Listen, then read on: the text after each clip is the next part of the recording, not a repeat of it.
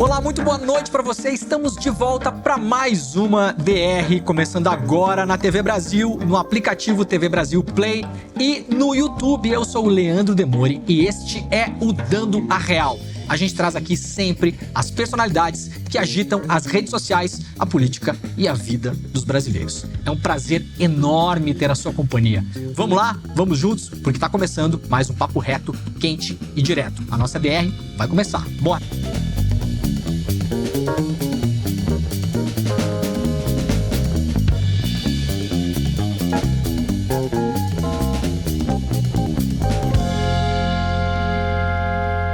Olha, entre as defesas que ele fez está de que a riqueza é felicidade, sim, mas antes, ou ao mesmo tempo, ele defende um mundo justo e livre. É um profundo conhecedor do direito, faz parte de um grupo de juristas que decidiu olhar para a rua, para os espaços públicos e acredita na união de movimentos sociais e legislação. Vamos saber um pouco mais sobre isso daqui a pouquinho. Teve no avô, que era juiz, uma referência para a leitura, pelo apreço à democracia e também para a vida. É fã do Papa Francisco, Papa Chico, e pode facilmente citar Atos dos Apóstolos. Essa eu quero ver, professor. A parlamentares, como fez na CPI do MST. É professor universitário, já foi reitor da UNB, é um dos criadores do chamado direito achado na rua. Um papo rico de hoje é com José Geraldo de Souza Júnior. Muito obrigado, professor. Então, Leandro, prazer estar aqui, né? Assisti o primeiro programa, o de estreia. Gilmar Mendes. Isso, meu colega da UNB, né? Uma personalidade. Esse sim, uma grande personalidade. O senhor também. E o último, vindo do aeroporto, na rádio. O Alexandre Coimbra Amaral. Então, receba o meu abraço. Imagina, o Alexandre. A gente deu um abraço com o Alexandre aqui, que foi para as redes sociais também. Professor, depois dessa biografia imensa, que, aliás, eu posso chamá-lo de professor, senhor e também de companheiro, sim, o senhor me autorizou. Já que você mencionou aqui, os Atos dos Apóstolos, a expressão vem de lá, né? O PT se apropriou por outras razões. Companheiro né? Vem dos Atos dos Apóstolos? Porque é os que compartilham o pão, né? Sensacional saber disso. Então, companheiro, Geraldo, você esperava, depois de toda essa carreira brilhante na academia, com livros escritos, virar meme de internet na CPI do MST? Como é que o senhor viu aquele momento que o senhor, na verdade, foi uma má compreensão da deputada também, né? O senhor acabou dando uma aula para ela sobre cognição e ela achou que o senhor estava debatendo com ela, né? A deputada Caroline Detoni, né? Exato. É um incidente. Para mim foi uma surpresa. O meu auditório é de 30 pessoas, 40, 60 pessoas, é a sala de aula. O que falei lá, falo para os meus alunos. Me surpreendeu ali, porque de algum modo, mesmo com todo o meu respeito pela construção daquele espaço democrático, lá eu mencionei que desde a Constituinte eu tenho protagonismos naquele espaço, né? A minha surpresa foi o rebaixamento, que nem por isso me retirava, né, a qualificação do diálogo que pode se estabelecer ali, e de alguma maneira se estabeleceu. Né? Agora, para dar o contexto da CPI do MST, o senhor foi convidado para falar, e aí o senhor acabou explicando para a deputada que havia uma diferença de entendimento de mundo entre vocês. Por isso que o diálogo era impossível, porque eles basicamente estavam ali tentando criminalizar o MST, visitando assentamentos, entrando na casa das pessoas, e o senhor estava lá tentando explicar que a vida pode ser um pouco diferente disso. Né? Exato.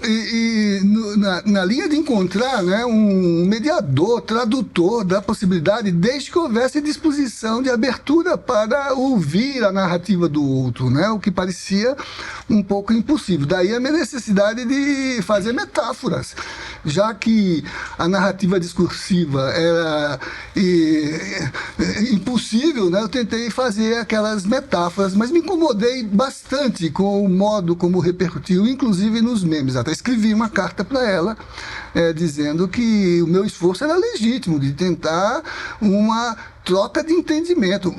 No meu caso, desqualificar aquele argumento de fundação da CPI, de criminalizar um movimento social. Não desqualificá-la. Não desqualificar. Claro, claro.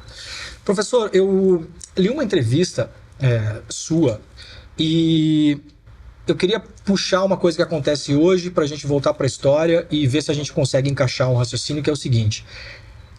A ONU tem dito que desde 2014 o mar Mediterrâneo é o maior cemitério a céu aberto do mundo. Fala em mais de 20 mil mortos das pessoas que cruzam o Mediterrâneo para tentar chegar na Europa. Nós vimos ao longo dos séculos que esse posto antes era ocupado pelo Oceano Atlântico. Isso. Era o maior cemitério do mundo, né? Das pessoas que vinham pela mão dos escravizadores, né? Dos senhores. A gente tem visto também, nos últimos anos no Brasil, o agro, esse agro mais moderno, entre aspas, tomando uma proporção enorme na política brasileira. Vimos, inclusive, nos atos do 8 de janeiro, agora o inquérito da CPI foi apresentado, a maior parte dos financiadores eram pessoas do agro. E o senhor fala muito sobre isso também, sobre esse Brasil agro, esse agro. Ele é o mesmo que a gente tinha 300 anos atrás, tem mudanças substanciais, a mentalidade permanece a mesma, nós permanecemos um país refém dessa mentalidade, desse tipo específico de agro. Como é que o senhor vê isso? Bem, lá atrás isso era chamado de latifúndio. E com essa designação, né, pense no livro do Alberto Passos Guimarães, 4 séculos de latifúndio, né, que é um registro do modelo colonizador que nós experimentamos desde a chegada aqui da ponta de lança do capitalismo emergente ali na modernidade, né? Então, foi um sistema de exploração, hoje a gente chama de commodities, né? A plantation, né? Mas que gerou, não é, uma hierarquia do colonial, uma hierarquia subordinante, uma hierarquia desqualificadora do outro. A começar, por exemplo, pelo cemitério líquido do Atlântico, que foi o transporte de gente como mercadoria, né, como carga, né, para desumanizados serem explorados no trabalho escravo. A maior alienação do humano, que é a escravidão, né? E passou pela escravidão dos indígenas, né? Também nesse sentido que o Papa Francisco chama de desalmar, né? Para que, não sendo vistos como pessoas humanas, pudessem ser agregados como insumos do sistema de produção. Essa é a cultura do latifúndio, né? Que explorou a fertilidade desse espaço natural de riqueza sem precedentes, né, para extrair essa riqueza mediada pelo trabalho escravizado, né, e que gerou essa hierarquia colonial patriarcal, católica, branca, masculina, né, que reduziu de reconhecimento e de dignidade tudo mais. Por isso que a primeira Constituição brasileira, que é fruto desse experimento colonial latifundiário, né, foi chamada de Constituição da Mandioca, porque essa era a medida da cidadania, a condição de renda, por isso uma Constituição censitária. Só é cidadão quem tem renda. Não do trabalho, porque o trabalho é escravo, né? Mas da exploração, né, feita tanto do humano coisificado quanto da natureza não reconhecida como condição de existência, mas como recursos, como insumos que podem ser explorados inesgotavelmente. Agora isso não parece ter mudado muito, né? Não. Porque a gente recebeu aqui a Camila Jara, deputada do Centro-Oeste, e ela falando aqui, falou, por exemplo, Campo Grande. Campo Grande tem quase 30 favelas hoje, e é onde está o grande PIB, né? Então, esse tipo de concentração de exploração do trabalho, aparentemente ele se modernizou e se travestiu de algum verniz, né? As pessoas hoje em dia têm eventualmente um carrinho, uma casinha alugada, mas quer dizer, a coisa está ali dentro, é a mesma, parece, né? E, curiosamente, nem foi profundamente transformada, porque basta ver que nos espaços de maior enriquecimento decorrente do sistema do agronegócio, né, é frequentíssimo você ter, primeiro, a condição redutora do trabalhador para a situação análoga à de escravos, né? Vimos há pouco em fazendas de produção de produtos de primeira linha, né? De vinhos finos no sul. Exato, né? Que a gente até tem que ter cuidado agora quando consome, né? Isso. Mas com trabalho escravo, né? Então, também continua do modo pelo qual você retira a condição de identidade do trabalho com direitos, com resultantes aquisitivos de lutas por reconhecimento, com a transformação do trabalhador em boia fria, né? Em sazonal, em equipes recrutadas à base de formas de incorporação chamadas de gatos, né? Que formam grupos deslocados de região para perderem as suas relações de sociabilidade, né? E ficam condicionados a um sistema também de escravidão pelo vínculo creditício com o barracão que fornece. Isso. E agora chegamos ao ápice disso, que é a uberização, né? Isso. Sob a ilusão de que cada um se faz por si mesmo, né? E pode ser dono do seu projeto. Esse mito do empreendedorismo, né? Que na verdade, né? É um cara sentado no próprio carro e se der qualquer problema ali, o problema é dele, no fim das contas, né? Tudo é investido por ele. O apropriador do resultado só entra com um algoritmo, só entra com um programa de computador. O mais é tudo daquele que presta o serviço e que nem se dá conta de que o que ele ofere está condicionado a um algoritmo que define suas rotas, que castiga pelo bloqueio, né? E não responde pelo seu adoecimento, pelo seu estresse, pela sua desumanização, né? Na ilusão de que não tem patrão, né? Não tem patrão, mas também não tem direitos, né? Agora, isso tem, professor, tem volta, porque esses dias eu estava vendo uma estatística em relação a uma dessas empresas, que é a Uber, que é a mais conhecida, sim. Mas as outras trabalham da mesma forma. A Uber tem 5 milhões de motoristas no mundo todo e 20 mil funcionários. Eu posso imaginar que isso nunca aconteceu na história do capitalismo, essa relação de trabalhadores, de fato, para explorados. Porque, na verdade, se a gente trouxer para isso, são 5 milhões de explorados e 20 mil pessoas trabalham. 20 mil pessoas você acha numa fábrica de sapato. Exato. Em qualquer país da América Latina. É isso mesmo, a gente não tem mais nenhuma chance de redenção, o mundo está caminhando para isso de fato, a gente não tem como desinventar os aplicativos, desfazer, qual o caminho, porque é difícil a gente imaginar como sair dessa, né? Eu acho que não dá para desinventar, dá para reorientar a invenção, né? Tecnologia é uma construção da inteligência e, portanto, ela pode servir para alienar ou para humanizar, né? Então, é uma questão política. Na abertura você falava dessa perspectiva politizadora da realidade, né? Para que a gente não naturalize formas alienadoras da nossa dignidade, né? Então, nesse momento, por exemplo, né, está em curso um grande debate com os trabalhadores de aplicativos. O governo assumiu isso, está construindo mesas para encontrar um parâmetro de regulação, mas também para encontrar estruturas, vamos dizer assim, que saibam trabalhar. Eu, por exemplo, tenho sustentado, fiz isso outro dia num programa, qual é a maior estrutura uberizante que nós temos no Brasil? Os Correios, que são entregadores de correspondência, de pacotes, são estruturas de delivery, né? Por que os Correios não criam uma plataforma para, com função social, agregar este trabalho com dignidade, com reconhecimento de direitos e, ao mesmo tempo, com a eficiência de uma institucionalidade que sabe dar resultados solidários e humanizadores. Em Araraquara, que já nos deu muitos exemplos de possibilidades de escapar dessas estratégias coisificadoras, no tempo da pandemia, por exemplo, Araraquara criou um mecanismo de superação pela edilidade, né, dessa visão que, no tempo da pandemia, em face da necropolítica que estava em curso, preferir os negócios à vida, né? A Araraquara está fomentando cooperativas. Falamos da CPI do MST. Lá eu dei exemplo, contrapondo questão de eficiência, aparecia na sua chamada, né?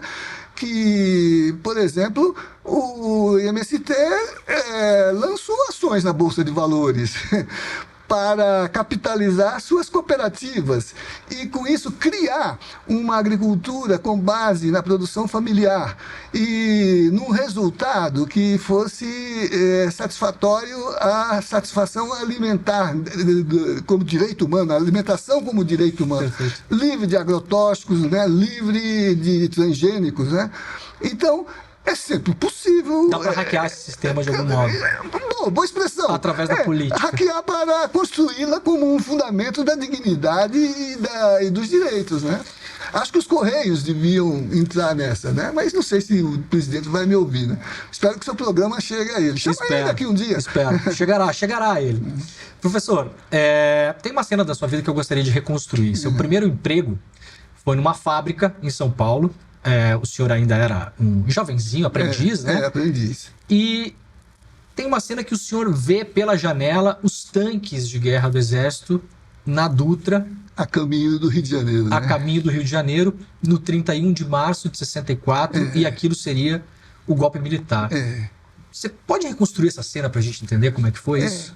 E ela tem a visão da janela para fora e da janela para dentro. A fábrica que eu trabalhava era uma fábrica alemã, que chamava Otto Deutz, motores e tratores, né? E, portanto, ela tinha vários dirigentes que eram quadros alemães que vieram para a atividade civil, né? Estamos falando de 64, era um pouco tempo depois da Segunda Guerra. E o coordenador do setor onde eu trabalhava era um alemão que sobreviveu à Blitz na Rússia. O pelotão dele foi totalmente dizimado, exceto ele, que tinha sido retirado do campo por um ferimento de bala na perna, então foi para o hospital. Todos os outros morreram, como aliás de Napoleão para cá, todo mundo que se meteu lá se deu mal, né? Quando ele... E nós todos vimos a tropa passando. Vocês escutaram barulho? O que aconteceu? Era bem na beirada da Dutra. Então, o barulho das lagartas em movimento, aquele trek de máquinas, né? Não tão fumacentas como as que andaram aqui na esplanada. Posso imaginar. Mas enquanto eu olhava espantado para aquilo, né? Não surpreendido, porque eu trabalhava em 63, o movimento sindical era forte. E ainda que eu fosse do setor de serviços ali, né, a fábrica era de operários, então tinha greves, tinha grande mobilização em torno da luta por direitos. Mas esse senhor alemão, quando viu aquilo, ele se jogou para baixo de uma mesa. Quer dizer, enquanto eu olhava espantado, dizendo que estava virando... Claro, eu era muito jovem para me dar conta da leitura crítica da história, né? Mas eu tinha o sentimento de que estava se escrevendo história, né? Eu vi aquilo como uma cena da grande página da história, né? Ele viu como memória da guerra, trauma. Então, ao ver os tanques, ele foi instintivo, se jogou para baixo de uma mesa para se proteger do que ele imaginou seriam disparos que provavelmente tinham dizimado os companheiros de tropa dele, né? Então, ali foi a minha cena, né? De que baionetas não constroem cidadania, não constroem democracia, né?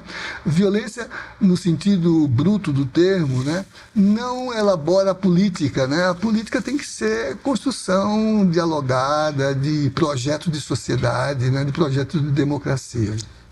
Vocês se deram conta na hora que era um golpe militar, ou tiveram que ouvir o rádio, ou foi no dia seguinte? Não. Porque o golpe se consumou de 31 para 1º, isso, né? Com ressalvas. Por exemplo, quando eu entrei aqui no estúdio, encontrei um colega seu, Bruno Marini, né? Que o nome Marini remete a um grande professor da UNB chamado Rui Mauro Marini, né? Um dos formuladores da chamada teoria da dependência, que com Vânia Bambirra, Teotônio dos Santos, né, criaram esse conceito, né? Fernando Henrique também trabalhou com esse conceito. O Rui Mauro foi preso na Páscoa de abril de 64, antes do 31. Ele foi passar a Páscoa no Rio de Janeiro com familiares e não voltou. nunca foi preso. Então, o golpe já estava sendo urdido e produzindo ações de contenção. O Rui Mauro, como o Teotônio, como a Vânia, integravam uma organização política, inclusive militarizada, a POLOP, né? Depois eles foram anistiados. Voltaram, inclusive, para o ONB com a anistia, né? Mas, veja, estou dando o exemplo do Rui Mauro porque ele foi preso no começo de abril, no começo de março.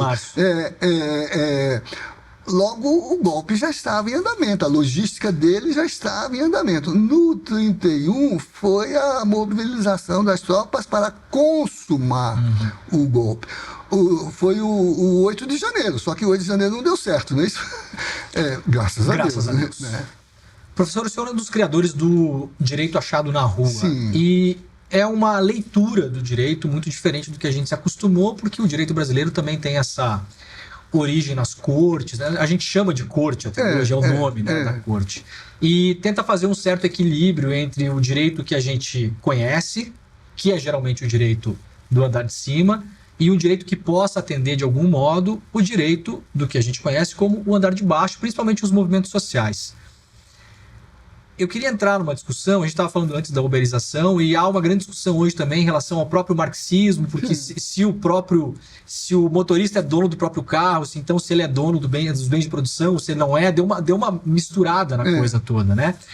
No caso do direito achado na rua, eu queria entrar numa questão que é o seguinte: uma mobilização como a do 8 de janeiro, que foi uma mobilização essencialmente golpista, como nós vimos, mas ela não deixa de ser uma mobilização social, uma movimentação social.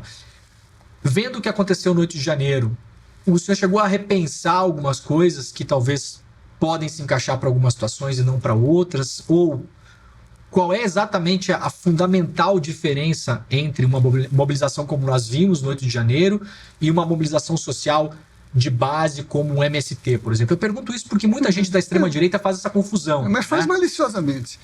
Por quê?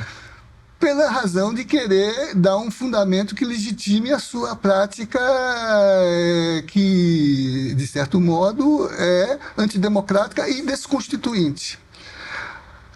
Os exemplos que você traz só confirmam o que eu tenho trabalhado com os companheiros, né, na linha de fundamentar esse modo de pensar o direito, né?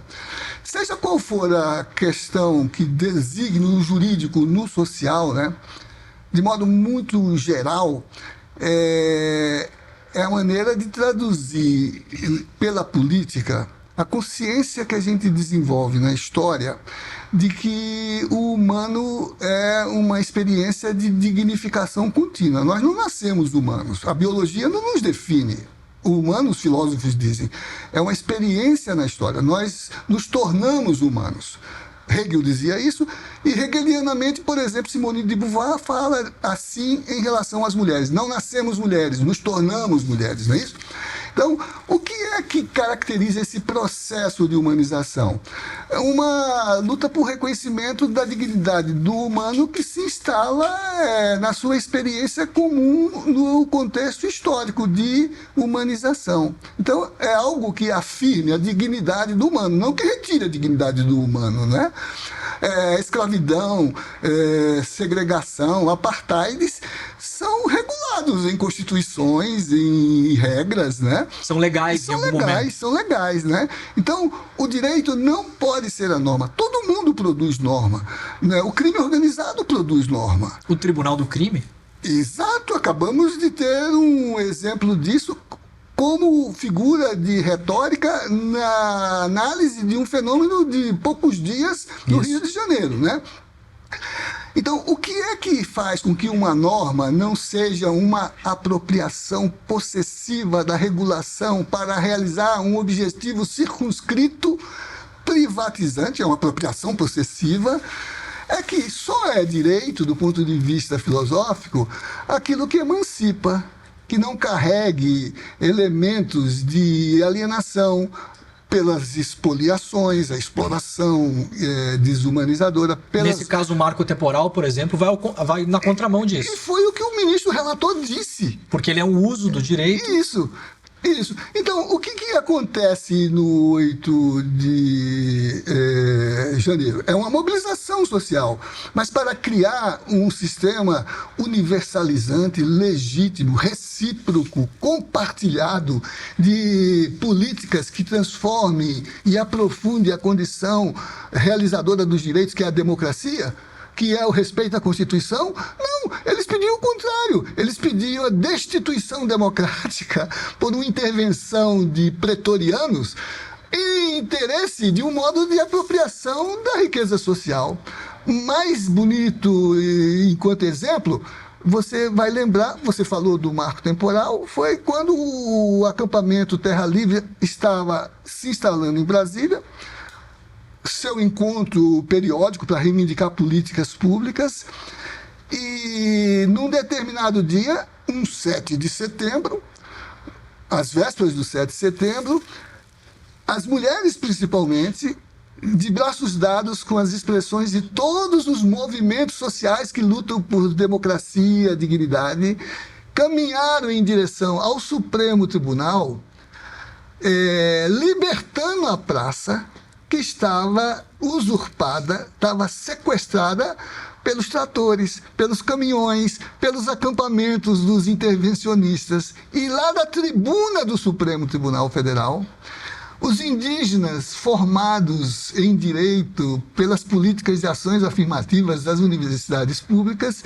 defenderam a tese que foi reconhecida pelo Supremo de que o direito deles é anterior e equivalente ao direito estatal, moderno, pós-cabralino, pós-colombiano, não é isso? E que tem tanta fundamentação e pretensão de realização quanto o outro. E o ministro Fachin ainda diz mais. Quando o Estado demarca, ele não cria direito. Ele produz um ato administrativo para proteger um direito que já existe. Então, o direito achado na rua é isso. Ele quer trabalhar com essa dimensão legítima da organização social. Não é ilegítima, senão ele vai nivelar tudo. A organização criminosa cria uma regra: amputar os dedos da mão direita. Se reincidir, amputa os dedos. E a gente vai dizer que isso é direito? O discurso da não oficialidade gera direito só porque é um discurso? Não. Aqui, materialidade, ele remonta, né? Foi o que eu também trabalhei na CPI do MST. Bem. Ocupar é realizar a Constituição, porque cumpre a promessa de fazer a reforma agrária e de superar a pobreza. Invadir o esbulho é algo que quem faz é o agronegócio, porque com a grilagem, com a violência, com o subsídio, com a apropriação do marco regulatório num parlamento todo financiado pela sua agenda de cooptação, cria as leis que quiser, não é isso? Claro. Agora está criando lei para proibir o casamento homoafetivo, claro. Não é isso? Quer interferir na decisão de A e B de se amarem. Isso é um problema de A e B, não é um problema do direito, né? É um problema de A e B. Professor, para fechar Já? Já.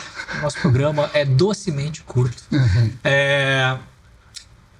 Eu queria uma resposta a mais simples possível sobre qual é a sua... Depois de ter feito tudo que você fez na vida... Uhum.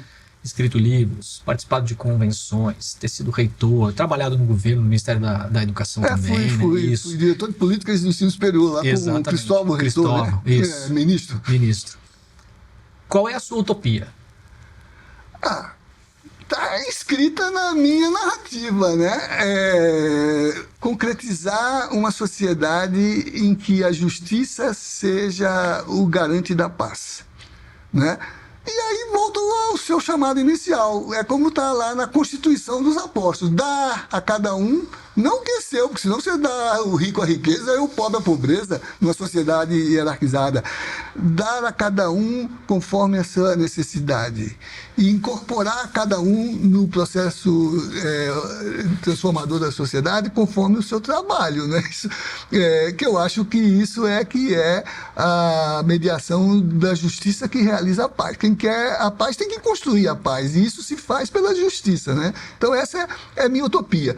Não é uma utopia como um delírio, é um horizonte de futuro que se aproxima pelo pensamento que transforma a realidade. Por isso, todo esse engajamento a que você se referiu, né?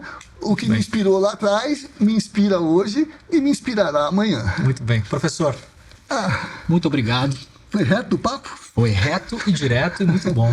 Espero que a gente possa se rever no futuro. Obrigado por ter aceitado o nosso convite. Muito bem. Aqui a sua comunicação faz um pouco da abertura de justiça para o espaço mais disputado da formação de opinião, que é a comunicação. Que ótimo. Fico feliz da gente poder ter tido esse papo aqui. Obrigado, gente. Chegamos ao fim de mais um Dando a Real. Eu agradeço a você que esteve aqui até agora e lembro que já às 11 horas da noite, você escuta na Rádio MEC e na Rádio Nacional este programa. Na próxima terça-feira, às 10 horas da noite, nos vemos na TV Brasil, TV Brasil Play e no canal da TV Brasil no YouTube. Até lá, não percam a Utopia. Tchau.